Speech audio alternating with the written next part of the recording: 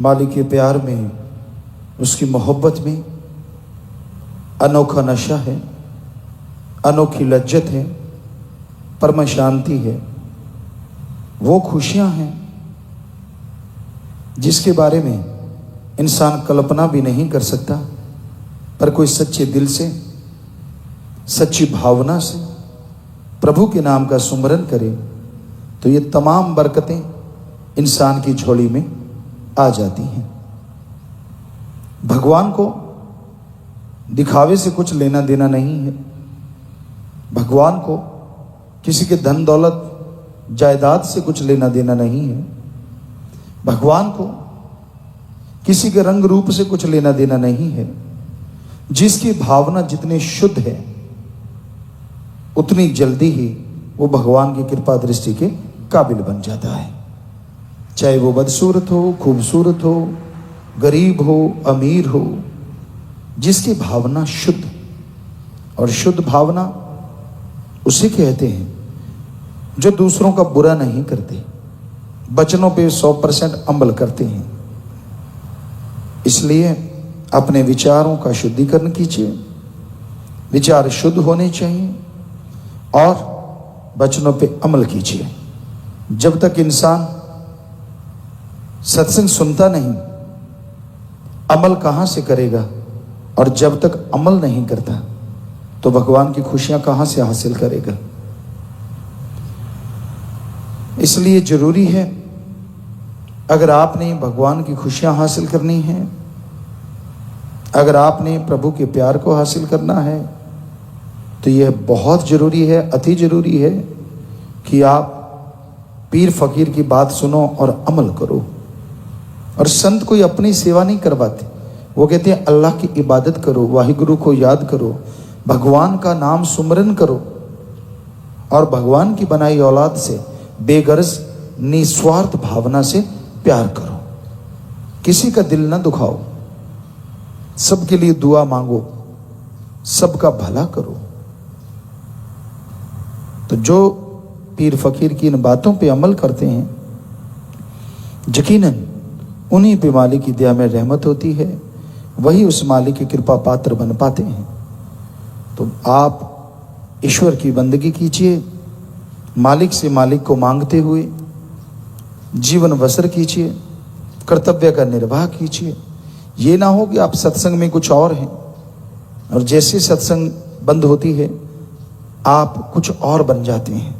उसको दोगला बिल्कुल पसंद नहीं होता, क्योंकि वो अपने लिए ही घातक है।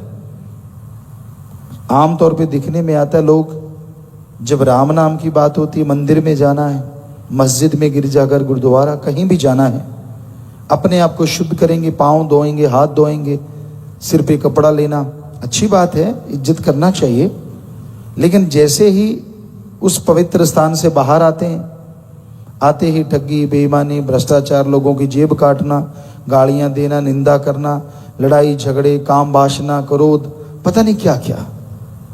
तो ऐसे लोग ज्यादा दुखी होते हैं बजाय उनके जो पापी हैं, क्योंकि वो बेइंतहा पाप करते हैं और मालिक को चूना लगाते हैं। तो इसलिए अपनी भावना को शुद्ध करो। जो आप हैं वो आप दिखें, और जो आप नहीं हैं वो दिखे भी ना।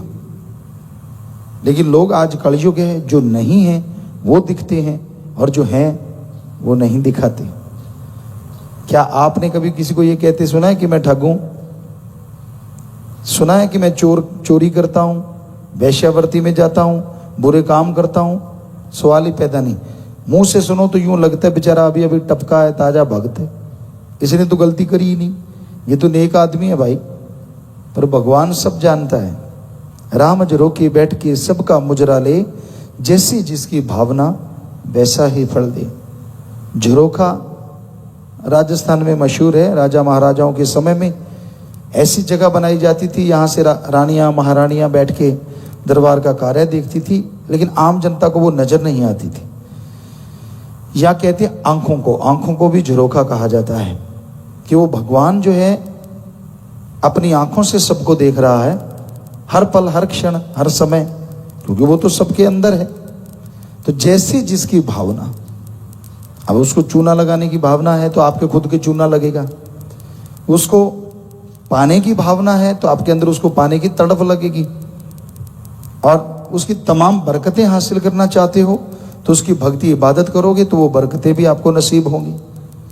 इसलिए मालिक कोई खेल नहीं है, मालिक एक भावना से पाया जा सकता है।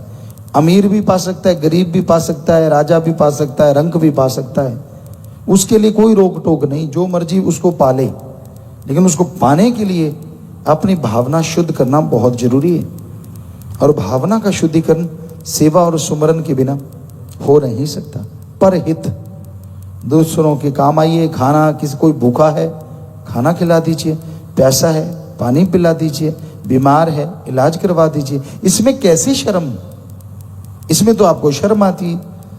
जब दूसरों का बुरा सोचते हो तब शर्म नहीं आती, दूसरे का हक मार के खाता है आदमी तब शर्म नहीं आती, झूठ बोलता है तब शर्म नहीं आती, काम वासना क्रोध लोभ मोह अहंकार के लिए 100 पापड़ बेलता है तब शर्म नहीं आती, और किसी का भला करने में भक्ति करने में शर्म आती।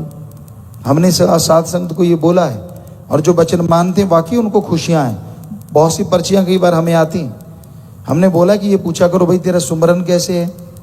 जब आपस में मिलो नारा लगाओ धन धन सदगुरु तेरा ही आसरा, फिर पूछो सुना भाई तेरा सुमरन कैसा चल रहा है, भगवान से प्यार कैसा है।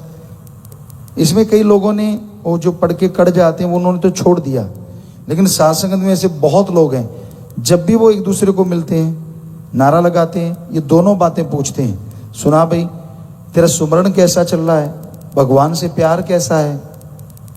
तो वो आपसे पूछेगा, आप अपना बता दीजिए कि भगवान का प्यार तो भगवान ही जानता है, आदमी के अंदर कितना है वो आदमी बता सकता है, और सुमरन कितना करते हो तो पता ही है। छोड़ लोग इसलिए गए हैं क्योंकि खुद तो सुमरन नहीं करते, मालिक से प्यार नहीं करते। अब सामने वाले से पूछेंगे, और जब वो पलट के पूछेगा झूठ बोला तो गया, और सच बोलता है तो गया, उसको लगता है मेरी बेइज्जती हो जाएगी।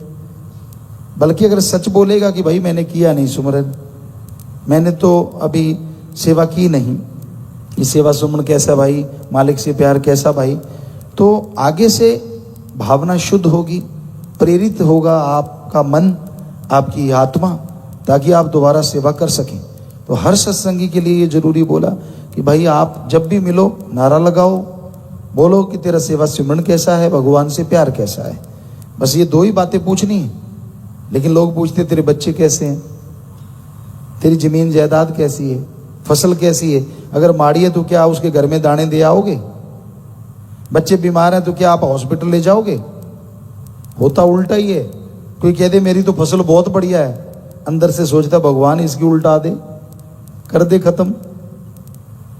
कोई कह दे मेरे बच्चे बहुत ही बढ़िया हैं, भगवान इसके बुरे क्यों नहीं हुए, इसकी दाढ़ी में हाथ डालने बना दे ऐसे। आज कलयुग है, तो इसमें वो चीज पूछो जिसका नेगेटिव कोई हो ही नहीं सकता। तो ऐसा अगर साध संगत पूछती है तो वो सुमरन की खुशियां हासिल होती हैं, उन्हें अंदर से मालिक दया में रहमत से जरूर नवाजते हैं।